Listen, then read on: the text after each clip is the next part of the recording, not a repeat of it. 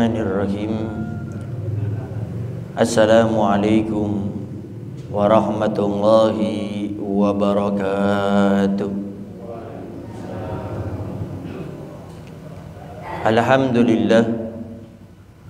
Alhamdulillahi rabbil alamin.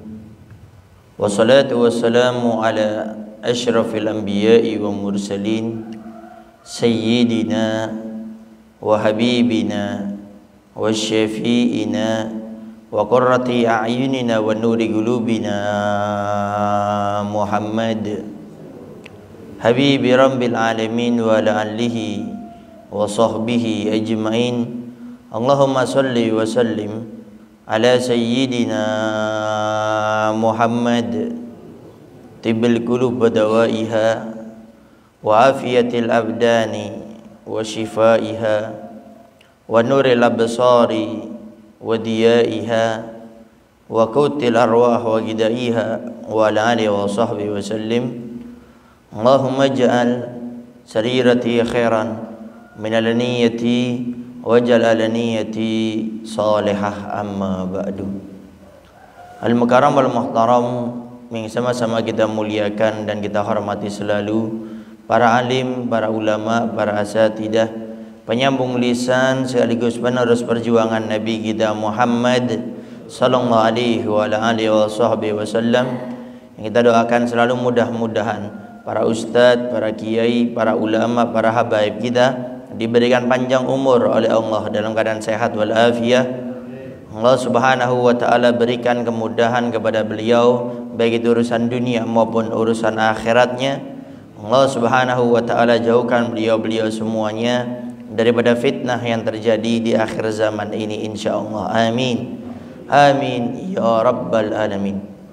Dan juga tidak mengurangi rasa hormat kami kepada segenap para sepuh, para tokoh masyarakat, para ustadz, dan juga segenap para orang tua kami, para bapak dan ibu-ibu, para hadirin wal hadirat yang dimuliakan oleh Allah Subhanahu wa taala. Alhamdulillah, pada subuh kali ini Allah Subhanahu wa taala masih memilih kita, memberikan taufik hidayah, petunjuknya kepada kita. Walaupun dalam keadaan hujan seperti ini, kita masih diberikan kekuatan oleh Allah Subhanahu wa taala untuk bisa melaksanakan salat subuh berjamaah.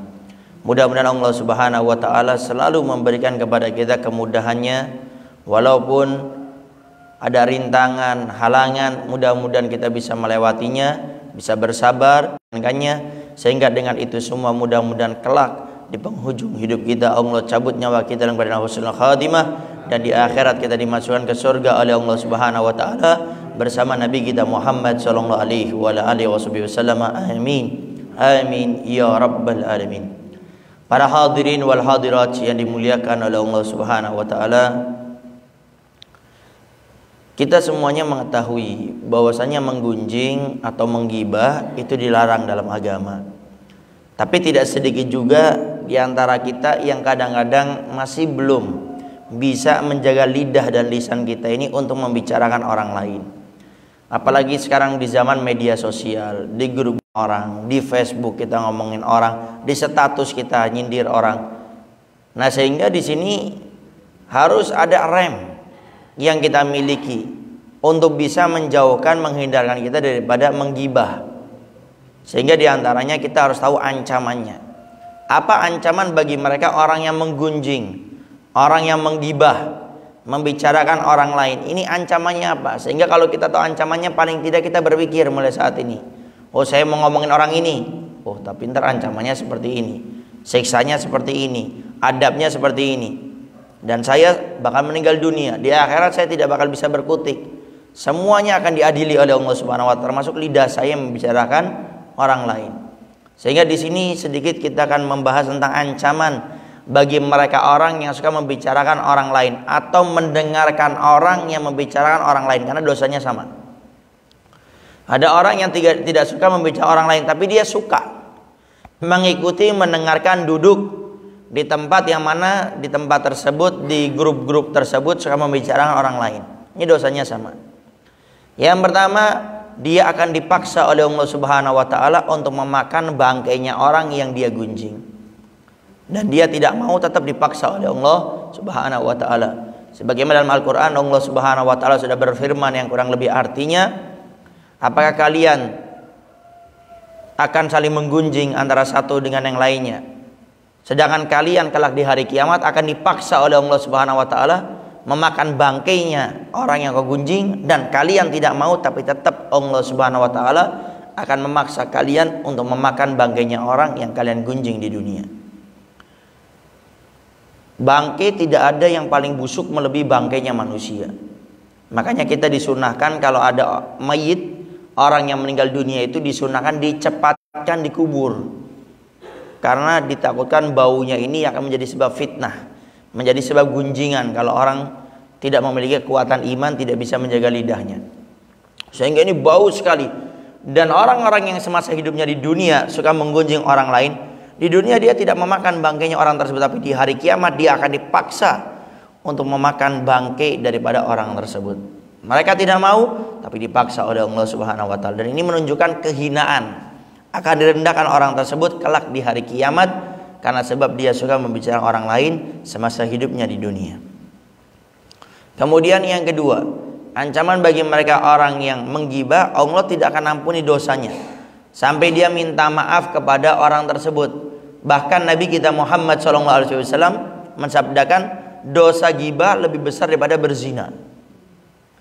Kata Nabi, kalau engkau berzina, engkau bertobat, Allah akan ampuni dosamu. Tapi kalau engkau menggunjing, engkau bertobat, Allah belum ampuni dosamu sampai engkau minta maaf kepada orang yang kau gunjing, sehingga Allah nggak bakal memberikan maaf.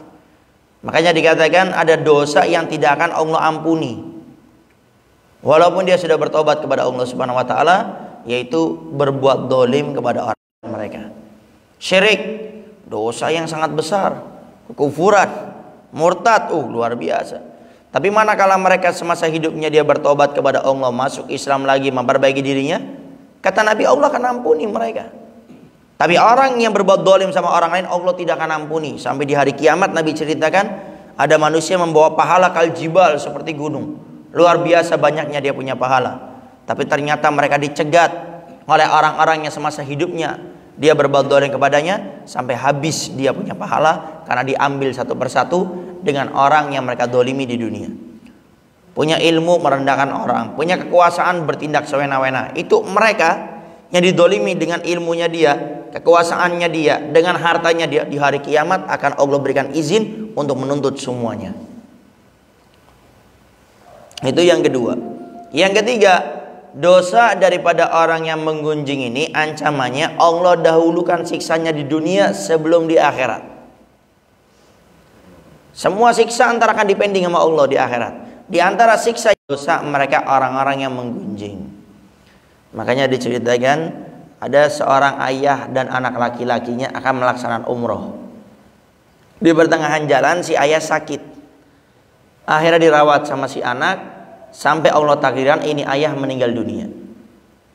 Si anak kagetnya luar biasa, di tengah-tengah nangis dilihat ayahnya yang tadinya putih berubah menjadi hitam pekat. Makin sedih lagi, makin nangis lagi sampai tertidur dalam tangisannya. Setelah dia tertidur, dia bermimpi, dia melihat di depannya itu ada sosok laki-laki yang sangat bercahaya. Lalu didatangi, kemudian ditanya, siapa engkau? Aku adalah Nabimu Muhammad sallallahu alaihi wasallam. Lalu ini laki-laki senang mimpi Nabi. Kemudian curhat, bertanya, berdialog sama Nabi, ya Rasulullah, ayah saya ini orang baik, kenapa kau waktu meninggal dunia wajahnya, tubuhnya semuanya menjadi hitam pekat? Kata Nabi, ayahmu punya dosa, punya maksiat yang dia setiap saatnya melakukannya, karena sebab itu akhirnya dia disiksa oleh Allah Subhanahu wa taala seperti itu. Lalu kemudian anak ini bertanya, ya Rasulullah, apa dosa ayah saya? Kok sampai dia dihinakan seperti ini? Kata Nabi, ayahmu itu suka membicarakan orang lain. Ayahmu suka menggunjing.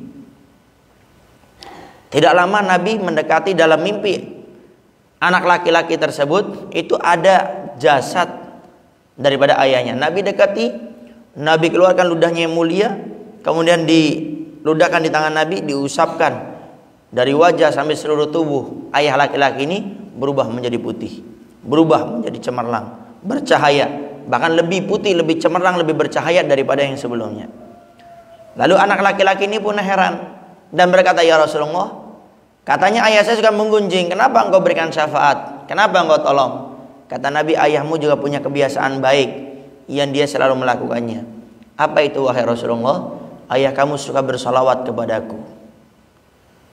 Lalu anak laki-laki ini bangun dari tidurnya, dilihat ayahnya sudah berubah menjadi putih, cemerlang, lebih bercahaya daripada yang sebelumnya. Nah, di sini kita bisa mengambil pelajaran, orang yang suka bersalawat kepada Nabi Muhammad SAW, dia akan ditolong oleh Nabi di dunia sebelum di akhirat. Tapi orang yang menggunjing, yang membicarakan orang lain, akan dihinakan oleh Allah di dunia sebelum di akhirat.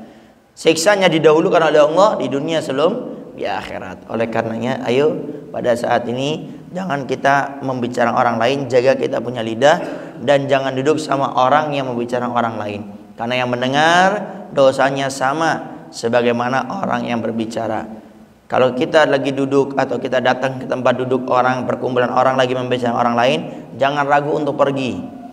Lebih baik kita dicap sombong, lebih baik kita dicap orang yang nggak mau kumpul, daripada kita di akhirat dikumpulkan di neraka bersama orang-orang yang dibenci, dilaknat oleh Allah Subhanahu wa taala. Mudah-mudahan Allah Subhanahu wa taala selalu menjaga lidah kita, tidak keluar ucapan dari lidah kita kecuali yang baik, bukan ucapan yang akan menyiksa kita. Mudah-mudahan ucapan-ucapan yang Allah keluarkan menjadi sebab lidah kita ini wasilah perantara menuju surganya Allah Subhanahu wa taala, dan mudah-mudahan semua dosa kita diampuni oleh Allah Subhanahu wa taala, diangkat derajat kita, diistiqomahkan dalam kebaikan, diistiqomahkan meninggal segala sesuatu yang dilarang oleh Allah Subhanahu wa taala. Rabbana atina fid dunya hasanah fil akhirati hasanah wa qina adzabannar. Wassallallahu ala sayyidina Muhammadin wa ala alihi wasallam. Alhamdulillahirabbil alamin.